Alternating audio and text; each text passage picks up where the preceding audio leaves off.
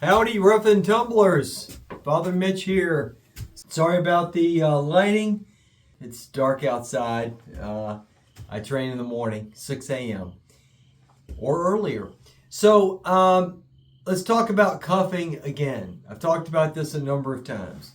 Cuffing, chopping, chop-parry, all this stuff. This is great stuff. On your toes. Bounce, bounce. Oh, that's right. Don't let it get you. Don't let him get you. If you want to become a member of the channel and support the charity, then I've got another one which gives you the weapon connection and how this all fits into weapons, both on offense and defense. Why do we have a members only area if we're a nonprofit? Because we've got to raise a little bit of money somehow, okay? We've got website fees, we've got other things to pay, and we'd like to grow the charity. So hop over to the pay side, just a couple dollars a month, and then you can, for the price of a cup of coffee at Starbucks, and then you can get the paid content. I'm good, right? Yeah.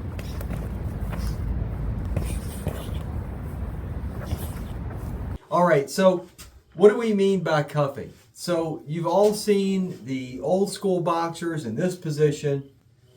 There's a reason for that. You cannot hit things with your forefist.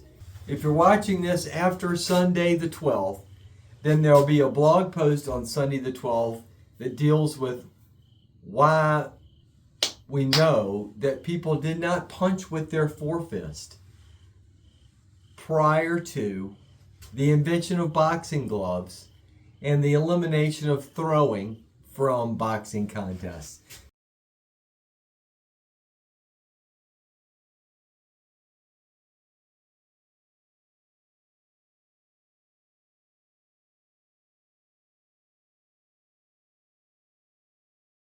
There's a couple of reasons for this, and that is that these fingers, these knuckles, will break if you hit a solid object. So, like a skull. So, if you hold your hands in this position, then you can hit with the backs of those hands, and the backs of those hands are much better.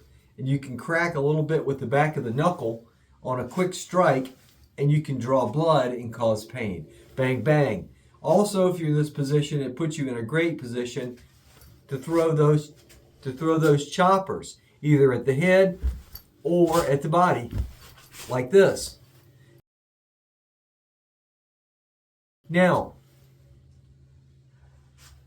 you can also throw them at the incoming arms. So look, until you've been outgunned. See, guys, you got to get outgunned and then you understand it better. If you're sparring with peers or you're playing, slappy touch games, that's one thing. But if you've got a determined person trying to punch you in the face who's, younger, stronger, faster, more skilled,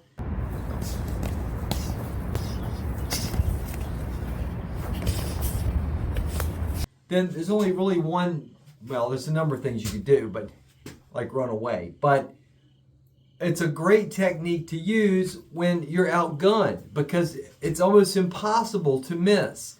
As soon as you see them twitch to throw their hand out, if you just move your head to the side slightly and hit that arm, you can cuff that arm with anything from the hammer all the way down here, and you can bang that arm as it comes in.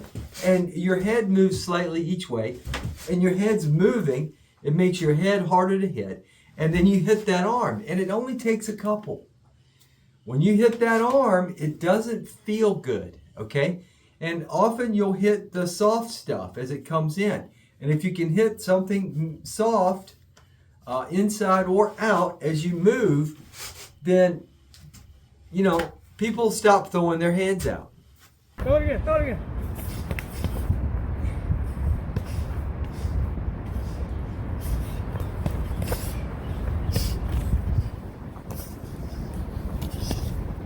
It's very helpful. Now there's other millions of ways to throw these. I'm just showing you the most basic ways, and I want you to train it. I've showed you this in other videos. You guys don't watch them. I don't know what to tell you. Watch the videos. The hands come out.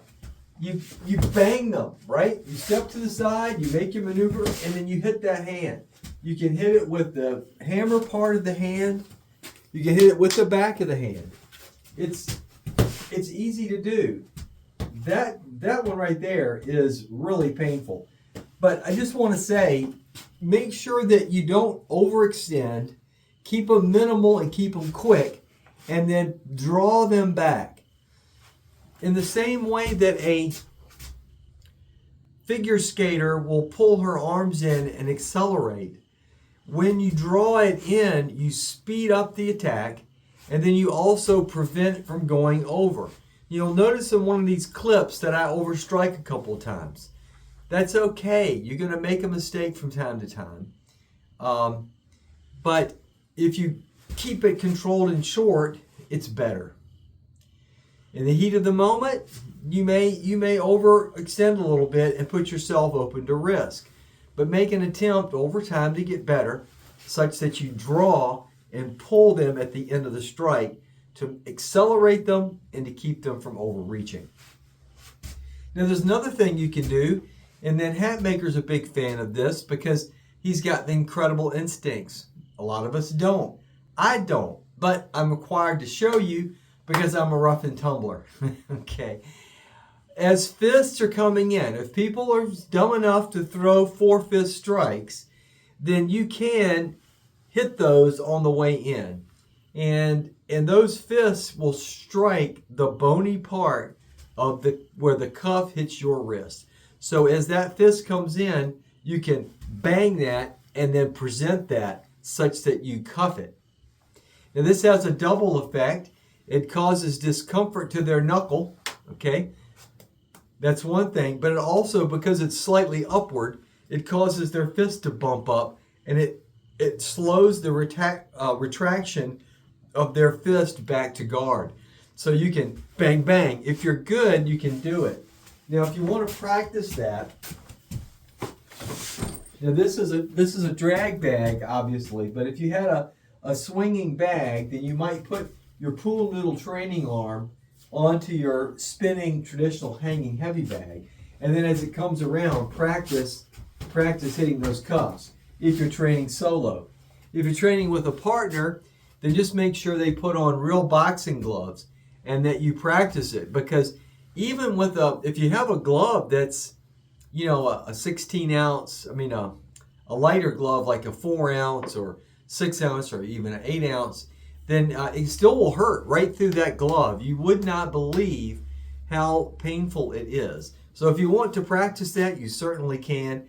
But one of the problems I have with it is that when I cuff this way, it's hard to hit, especially with a bare knuckle. It's going to be harder to hit. A boxing glove is going to increase the surface area. It's hard to hit unless you've got really good instincts. And then the other problem I have with it is that my head tends to stay in one spot. And I want my head constantly moving because, look, I'm old, I'm frail, I'm slow, I got a lot of issues, okay? I don't want to stand still. I want to be hard to hit, and I want to be causing him pain.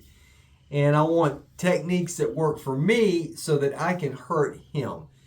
You know, at my age, and I'm 5'7" and 155 pounds and nothing, and I just want to say, everybody's bigger, everybody's faster, everybody's stronger. So when the hands come in, I want to be able to turn, move my head offline, and bang that arm as it comes in.